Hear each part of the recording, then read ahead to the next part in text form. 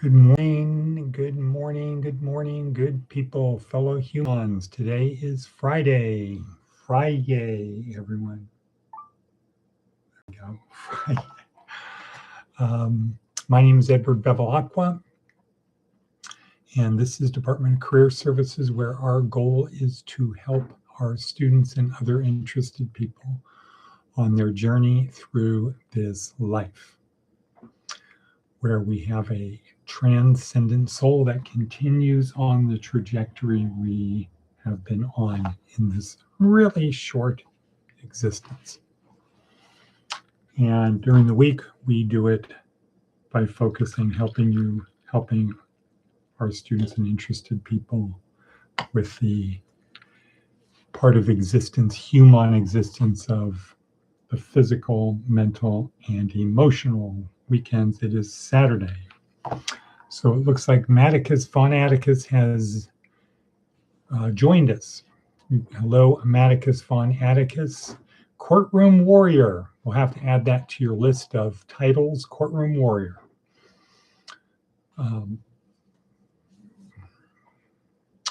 Yeah, Courtroom Warrior. I think that's a good title. What do you think? What do you think? Alternative voice. What do you think of that? Courtroom Warrior. First degree. Blue belt. Because okay. So, well, forget about that. Forget it. Focus on what you gained, not what you lost. You gained far more than you lost. And who knows, maybe that weapon will go down in infamy. Okay, next. Next is today, again, is Friday. It is day 5 of week 2 in our neuroscience approach to success. The new books have been shipped. One could arrive today. One pack could arrive today. These are the proof sets.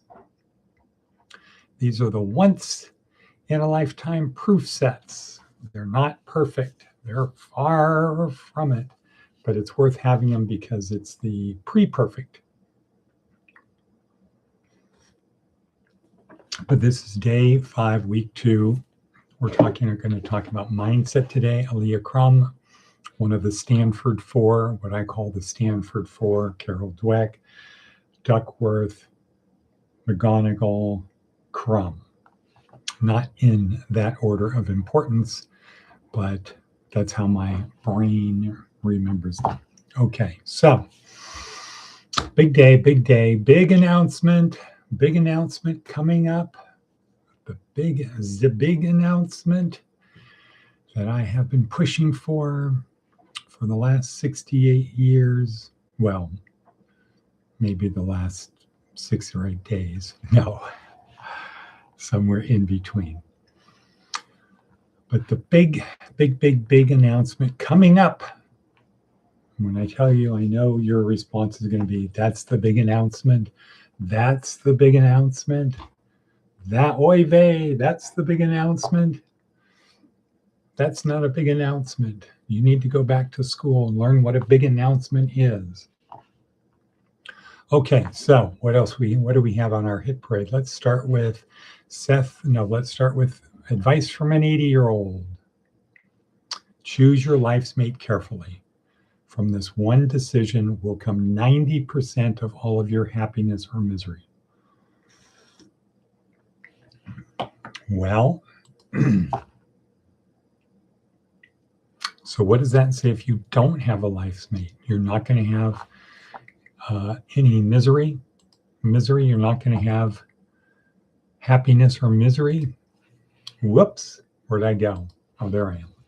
Okay. So today is also the breakfast for the Methodist Church. I think I'll go at 7:30. So cool for that.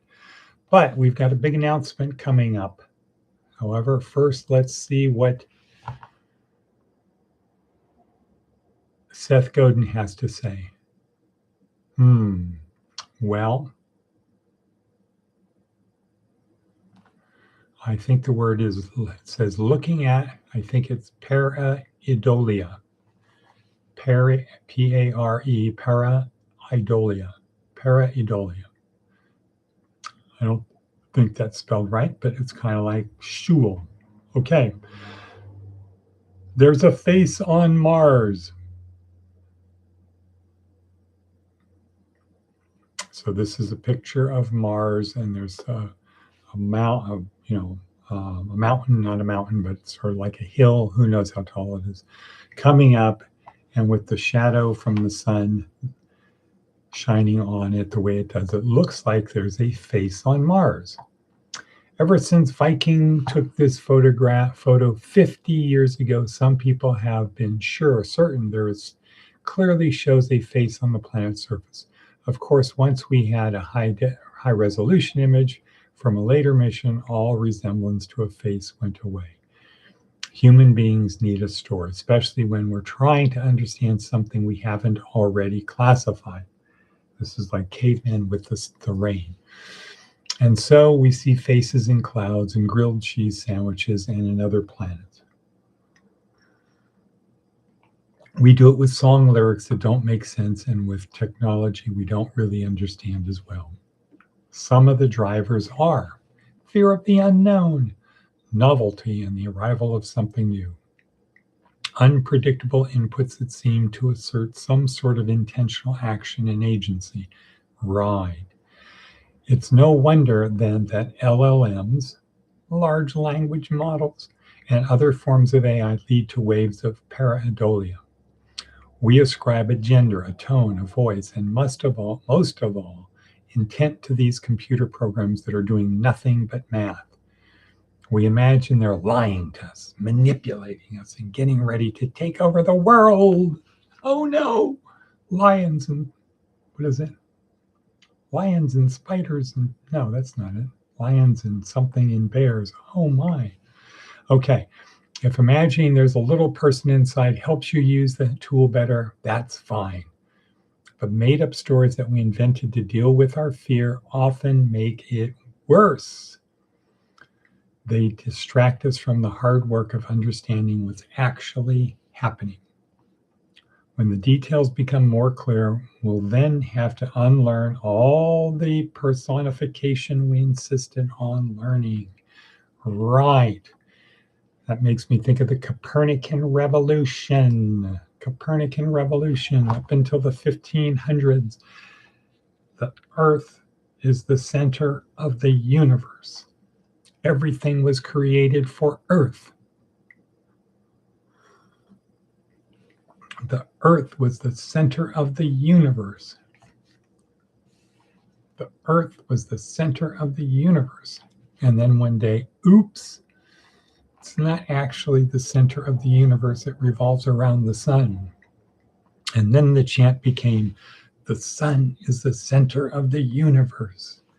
The sun is the center of the universe. And then one day, maybe in the 20th century, I'm not sure, oops. Then it became, the Earth is an unimportant part of the universe. The Earth is an unimportant part of the universe. Well, that's a problem, right? That's a problem for people who believe that the Bible is the inerrant word of God. You got that problem. But maybe we need to move on to the big announcement. The big announcement. What say you, Maticus Phonaticus?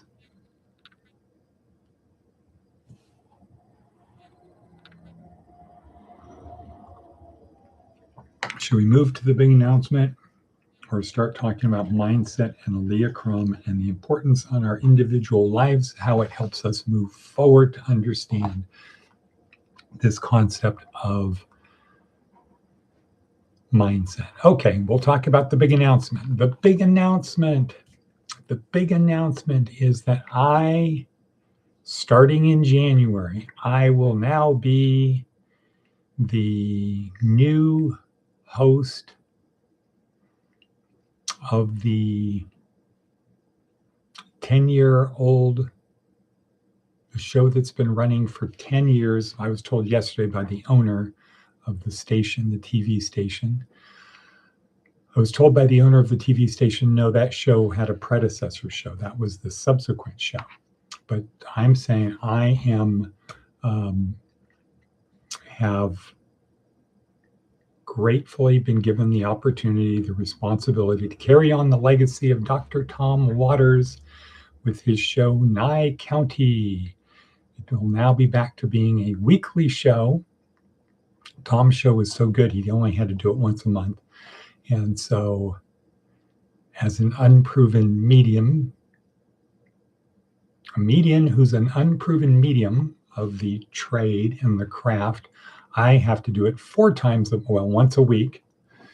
And it's a great honor and privilege to be able to host the show, which currently is called Nye County, but we're going to change it in honor of homage to Tom Waters, who's done so much for the show and our community. So we'll be coming out with a little bit of a, hopefully, something slightly different, not major, no big, oh, what's the change now? No, just like, oh, that's the change. That's not a change. That's like putting a period instead of a comma, or a semicolon instead of a comma. Okay, so I will get to be hosting this show. And this is a show about our community. And it's a show about our community, perhaps our place in Nevada, our place in the West, our place in this earth, our place in the galaxy. Who knows where it takes us? Who knows? The shadow do. Okay, so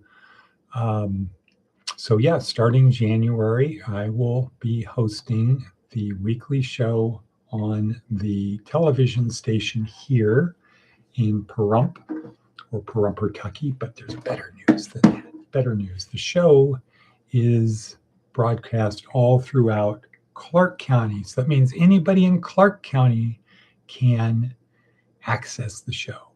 Anybody in Clark County. And it's better than that.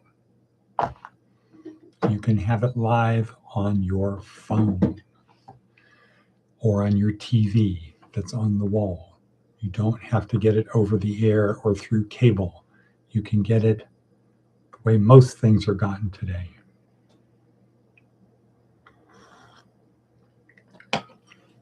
So, big honor. So we're putting together our team.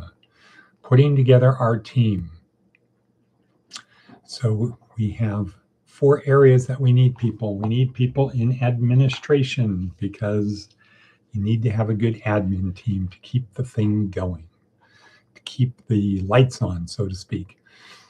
We need people in marketing and sales to market and sell the show so we can bring in the money, bring in the moolah, bring in the viewers, actually. If we bring in the viewers, the money will follow. We need to bring the viewers in marketing and sales because we have to do our best to support the station, the mothership, that which spawned the show. Then we have the operations team, the people who actually do the show behind camera and in front of camera. Yes, big job. That's where the rubber meets the road. That's if you're Carmelo's Italian bistro, it's that bite of the lasagna that makes the decision whether you're coming back or not. It's not the decor, it's not the people, it's how does the lasagna taste. So we need people on that team. Those are the 3 teams we need people on. We're building those 3 teams: admin, operations, marketing, and sales. And our goal is to exceed expectations. And the owner of the show, Vern Van Winkle, had a great conversation with him yesterday about what he wants to accomplish and how we might be able to help him do that. And I'm very proud to have this opportunity to host a weekly TV show. Wow, that's almost as big a deal as Matticus von Atticus going toe-to-toe with a prosecutor, a seasoned prosecutor, and a judge who goes with the flow, he's a member of the system. He's a creature. What is it now? I don't really want to say a Frankenstein, because if you say a Frankenstein, people think it's bad, as opposed to just that's what the system produces. This is the high point of what the system here produces. Gigo, right? Gigo. Nothing personal. It's not the judge, I'm sure, is a very good guy. People I've talked to that know him, this is who Matt was with in his courtroom, speak highly of him as a person. I'm not talking about him as a person. I'm talking about the system. I'm talking about, just as David Logan says of the post office, how can people be so dumb and yet live? He's not talking about the people. He's talking about the culture of the place. He's talking about the culture of the place. And so,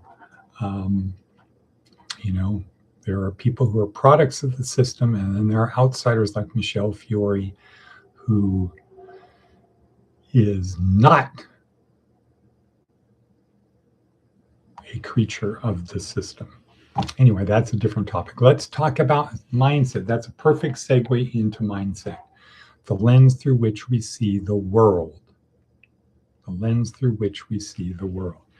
Now, spoiler alert, the bottom line is you can change your mindset like that. According to Aaliyah Crum, one of the Stanford Four, you can change your mindset like that. Boom, mindset changed.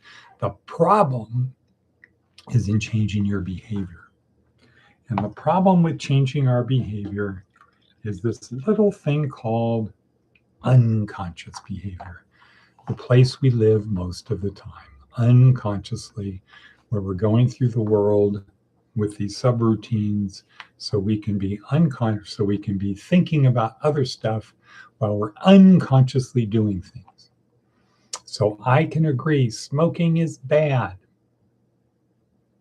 Well, let's talk about something that actually brings some, because I don't smoke, so, and I don't drink a lot. I don't drink a little either. No, that's a joke. That's a Frank Sinatra or Dean Martin joke. I don't drink a lot, but I don't drink a little either. So let's talk about something that I do have a challenge with. Oatmeal raisin cookies. Oatmeal raisin cookies. I'm always looking for the perfect oatmeal raisin cookie. And if there's a bag of 20, I'm going to look for the most perfect oatmeal raisin cookie in that bag of 20 that exists. So I can agree with Aaliyah Crum. Oatmeal raisin cookies, having more than one is not good. It goes to bad. Having one is not good. Having more than one is not good. And then is probably not good to the power of each number of cookies. So if you have 4 cookies, it's not good to the power of 4. So it's not just not good. Or it's not double not good. It's not 4 times not good. It's to the power of 4. But I know that. However, if there's a bag of oatmeal cookie raisins there, the longer I'm there in front of the oatmeal raisin cookies, the more difficult it is for me to not eat it. The easiest thing to do is take it away so I don't see it, and my brain doesn't know it's there. It's forgotten it because it's gotten onto other things, and that's fine. So it's easy to change our mindset. It's hard to change our unconscious behavior, our habits.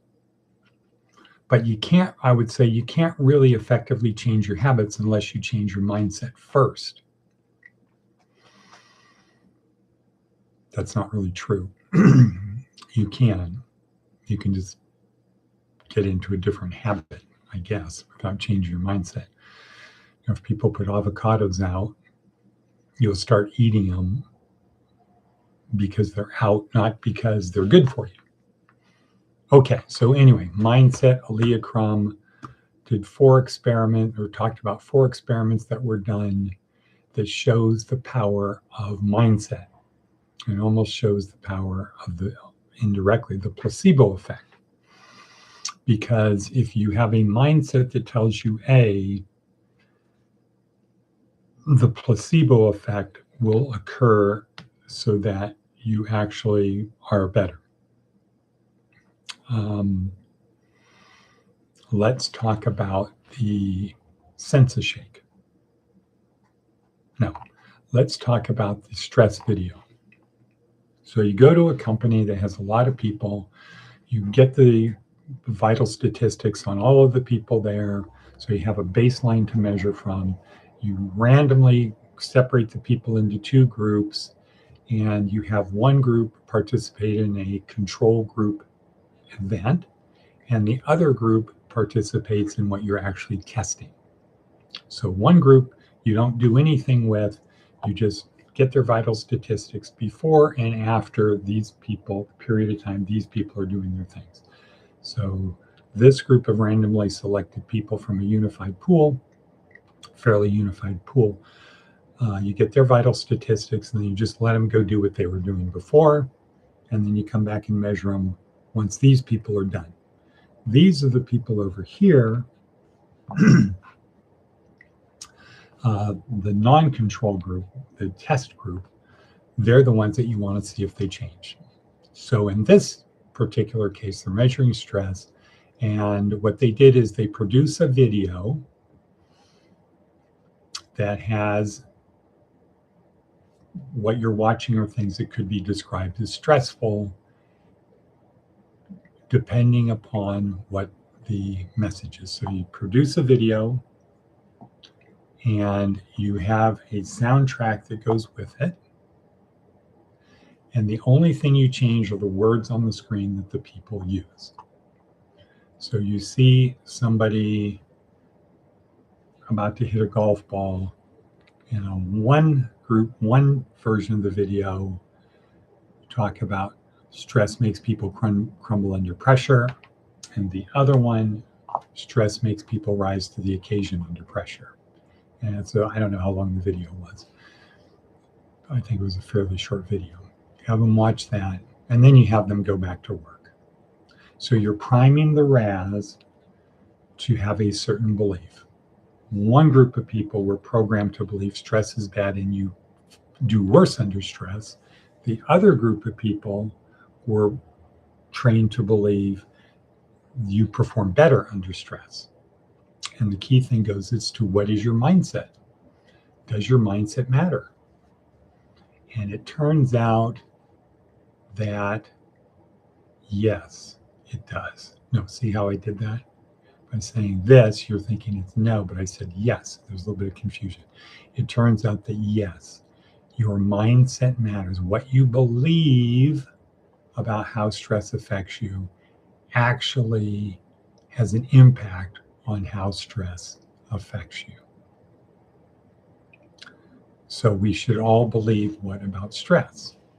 We should believe that stress, for Kelly McGonigal yesterday, we learned stress is the body's natural response, or stress might be an external event. What we feel is our body's natural response to that. And with that, I got to say, cut. Cut, people, cut. Thank you for those who are still here. My apologies for the length. We'll get rid of it in editing.